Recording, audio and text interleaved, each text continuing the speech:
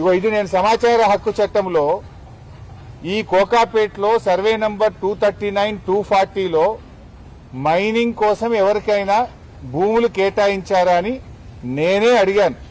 అడిగితే ఇది ప్రభుత్వం యొక్క సమాధానం.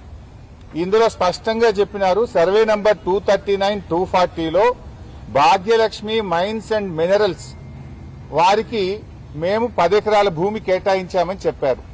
కేటాయించింది 10 ఎకరాలు, కబ్జా పెట్టింది 17 ఎకరాలు. అఫ్ కోర్స్ ఇదంతా మళ్ళా వేరే విషయం. ఓఆర్ఆర్ కు 1 కిలోమీటర్ దూరంలో క్రషర్లు పెట్టకూడదని, ఎలాంటి మైనింగ్ యాక్టివిటీ చేయకూడదని గతంలోనే హెచ్ఎండిఏ ఉత్తర్వులు ఇచ్చింది.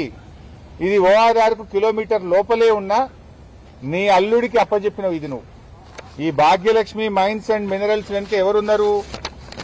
దీని వెనుక నీ అల్లుడి మనుషులు దీని వెనుక ఉన్నారు. దీని వెనుక దీపక్ రెడ్డి, కౌశిక్ రెడ్డి, నీ మేనల్లుడు రమేష్ రెడ్డి అనుచరులు ఈ క్రషర్ వెనుక ఉన్నారు. నీ మేనల్లునికి జాగి ఇయ్యడానికి 17 ఎకరాల భూమి మాత్రం నీకు దొరుకుతుంది.